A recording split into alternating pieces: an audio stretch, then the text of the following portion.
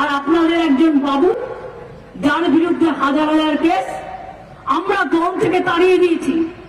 আমাদের দলেও ছিল আপদ, আর বিজেপির আজ হয়েছে সম্পদ। শুধু গুন্ডামি করে বেড়ায়। আর আমি শুনেছি সেন্ট্রাল গভর্নমেন্টের পুলিশের টুপিও নাকি পড়ে। আমি ভিডিওটা চেয়ে পাঠিয়েছি। 4-5 গাড়ি পুলিশ নিয়ে ঘুরে বেড়ায়। কদিন আগে উদয়ন গুহকেও অ্যাটাক করেছিল। উদয়নের গুহর গাড়িতে অ্যাটাক হয়েছে। আসামের সাথেও কানেকশন। আসাম আমাদের ভাই বোন, কানেকশন থাকাটাকে আমি অস্বীকার করি না। কিন্তু বাবু, আমি একটু বলবো, তোমার বিরুদ্ধে কি কি কেস আছে, কত কেস আছে, আমি দিয়ে দেবো লোকাল লিডারদের কাছে। আমার কাছে সব নথিবদ্ধ করা আছে। তুমি আজকে নাকি স্বরাষ্ট্র হোম মিনিস্টার।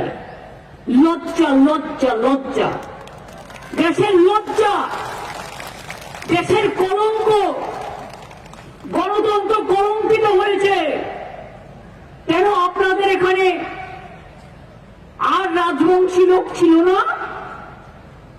শিডিউল কাস্ট আর ছিল না? ভালো লোক আর ছিল না? ভালো লোকদের টিকিট দিলে হয় না। আমাদের প্রার্থী দেখুন, জগদীশ চন্দ্র বাসুনিয়া, দেখুন মাটির মানুষ, কুচবিহারের একটা হিরে, কথা কম বলে কাজ বেশি করে। আর ওদের প্রার্থী, বাপরে বাপ, আমাবস্যার কালো ছায়ায় ঢেকে গেছে মুখগুলো সব। কুৎসিত ভাষা, কুৎসিত কথা, কুৎসিত চক্রান্ত, কুৎসিত অবস্থা, কুৎসিত অবস্থা। জনতা পার্টির একটা আদর্শ রয়েছে, একটা মতাদর্শ রয়েছে। তৃণমূল কংগ্রেসের যেটা নেই। তৃণমূল কংগ্রেসের একটাই আদর্শ, সেটা হচ্ছে জনগণকে লুটে কাটমানি নাও এবং নিজের পরিবারতন্ত্রকে বাড়াও। এটাই হচ্ছে মমতা বন্দ্যোপাধ্যায়ের একমাত্র পলিসি। মমতা বন্দ্যোপাধ্যায় আসলে নিজের একটা অযোগ্য ভাইপোকে সমস্ত এক কথা বলে না, সেই ঘোড়াদের রেসের সামনে একটা গাধা দিয়ে দিয়েছে। মমতা বন্দ্যোপাধ্যায় ঠিক ঘোড়াদের রেসে তার ভাইপো একটা গাধাকে সামনে দাঁড় করিয়ে দিয়েছে, যার জন্য তৃণমূল কংগ্রেস দিনে দিনে ডুবে যাচ্ছে। আগে নিজের ঘর সামলান না, নিজের ঘর সামলে তারপর এসব কথা বলুন। নিজের ভাইপোকে রোজ রোজ ইডি সিবিআইয়ের হাজিরা দিতে হচ্ছে, আর ওনার গলায় বড় বড় কথা।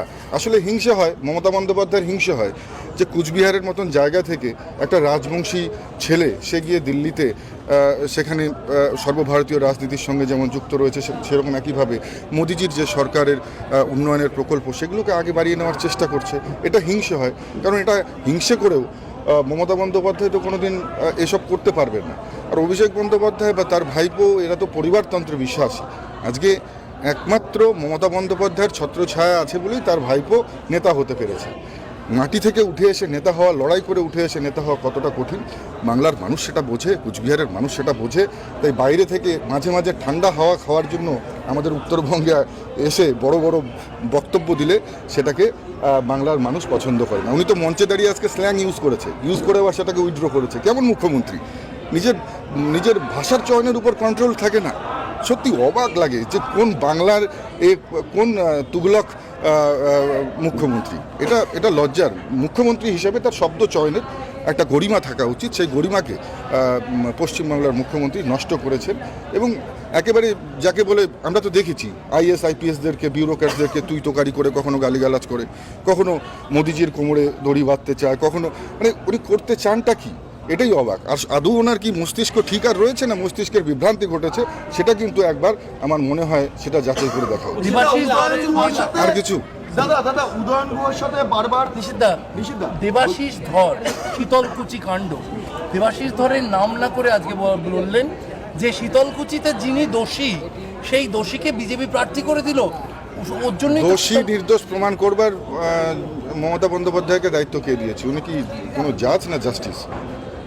উনি কি হাইকোর্টের জাজ না জাস্টিস? যিনি কাউকে শীতলকুচি কাণ্ডের দোষী বলবেন, কাউকে সবচাইতে যদি বড় দোষী থাকে বাংলায় পোস্টপোল ভায়োলেন্সের, সেটা বাংলার মুখ্যমন্ত্রী, যার নেতৃত্বে বাংলায় পোস্টপোল ভায়োলেন্স হয়েছে। আমাদের বহু কর্মীদের হত্যা করা হয়েছে, বহু কর্মীদের আমাদের মারা হয়েছে। সেই সময় কিন্তু পুলিশ মন্ত্রী মাননীয় মুখ্যমন্ত্রী ছিলেন। তিনি যদি শক্ত হাতে প্রশাসনকে দিয়ে কন্ট্রোল করাতেন তাহলে এই ধরনের দুর্ঘটনাগুলো ঘটতো না। স্বাভাবিকভাবেই আমরা দেখেছি বাংলায় যখনই কোনো ঘটনা ঘটে সেই ঘটনাকে একটা অন্যভাবে রূপ দেওয়া হয়। আমরা বিভিন্ন ক্ষেত্রে এটা দেখেছি। আমরা তাই বারবার বলবো যে নিজের ভাষাকে সংযত করা এবং নিজের যে দায়িত্ব, নিজের যে চেয়ারের গরিমা সেটাকে অক্ষুণ্ণ রাখা উচিত। নিশ্চিতভাবে থাকবে।